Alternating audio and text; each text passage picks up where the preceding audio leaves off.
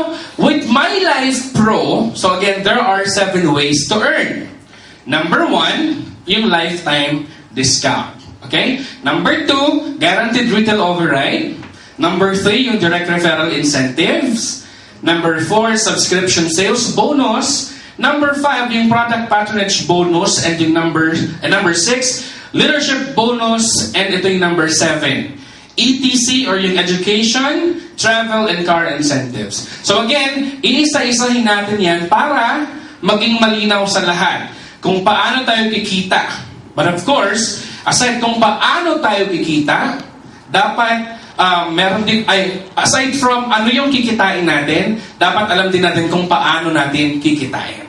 Okay? So let's start with the lifetime discount on prepaid load. Okay, so dito, since member na tayo, meron tayong Load Extreme account, right? So, from that Load Extreme account, we are already entitled for the Universal Prepaid Access. So, 24/7 loading yourself and your family, and of course, entitled ka na rin sa convenience. Bakit? Using your own phone, you can load whatever network, any time of the day, anywhere. So, yun. Yun nga, 24/7. Okay? So, ayan. Ang discount natin is average. Again, at an average of 9%. So conservative figure is 8 to 11 to more than 350 prepaid products. So, if you are already a V-Mobile member, nag-activate ka na ng Load Extreme mo, you can start loading yourself and your family. Okay? Ano-anong mga products meron tayo? Meron tayong e-load, cellphone cards, prepaid landline, cable TV, prepaid internet, and online games. Okay, so that we are aware of, sa e-load, across the board, 8% ang mandated ng telcos.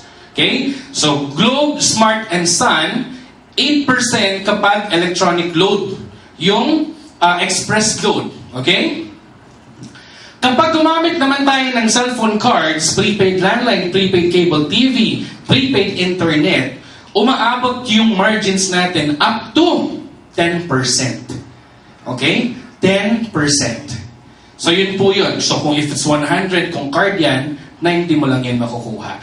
Pero pag e-load, yung 100, nagiging 92 or 98 or 90, ayun, mga ganon. Okay? And then kapag online games, dito medyo maganda yung margin na nakukuha natin. Bakit? Kasi umaabot tayo up to 23%. Okay? So again, in terms of margins, in terms of discounts, iba-iba po yan, depende sa product. So again, I just would like to make everyone know or realize, ang e-load, hindi si V-Mobile ang nagbigay ng discount. Okay? Across the board, that's telco, 8%.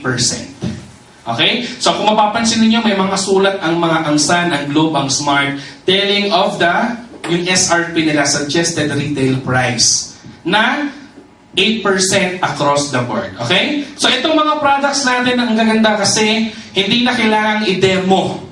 Okay? Hindi pong kapag nag-load ka, gagaling ka. Okay? Hindi ganon. Okay? Hindi pong pag nag-load ka, iilaw yung bombilya, hindi ganon. Pag nag-load ka, may pang-text ka, may pang-call ka. As easy as that. Okay? And of course, it would, aside from discount, it would already provide us convenience. Kasi nga, using your own phone, you can load yourself anytime, anywhere. So kapag may e-wallet ka na, okay, syempre, you can load yourself.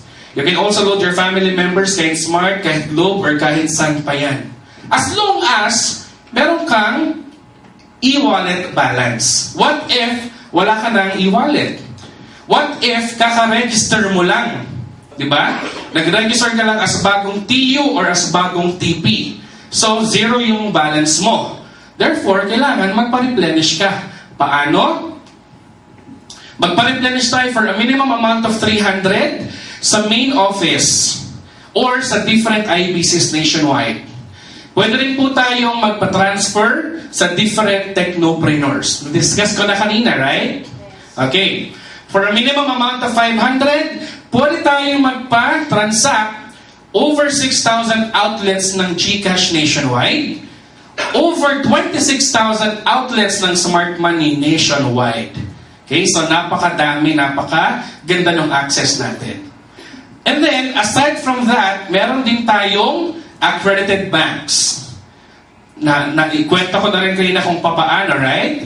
So, Union Bank, Metro Bank, BDO, UCPB, BPI, deposit or bills payment. Klaro? Yes. Alright. Now, yung 1, 2, 3, and 4 ninyo are just temporary ways on how to replenish your e-wallet. Kasi nga, as you start earning with your V-Mobile business, meron pa kayong option number 5. Convert your earnings to load wallet. Okay? So whatever earnings you have, pwede mo siyang i-convert if it's MyLX. Sa ngayon, yung MyLife natin, hindi pa naka-active yung conversion. Okay? So, of course, you will be notified once it's up and active. Okay? Alright. Now, okay tayo dun sa discount? Okay na tayo dun? Yes. Okay, so, ilang percent yung discount? 8%. Okay, average of 9%. Okay, now, punta naman tayo sa guaranteed retail override. Okay? Ito yung madalas na ginagamit ng mga members pambaliw, lalo na dun sa LX. Pero dito, realistic lang po tayo, okay? Now, ilang Tecno user meron sa isang package? 20, okay. So, 20 ang magkano ang isang Tecno user card? 250 pesos. So, for example, kung mabenta mo yung 20 pieces na Tecno user cards, meron ka ng kita agad, 5,000 pesos, ROI. Meron ka ng return of investment. Aside from that, yung 20 na Tecno users na yan, when they use the product, when they load themselves and their family members and friends, meron ka pang kita. Okay? That's 1% weighted average. Okay? So bilang ikaw, Technopreneur, as your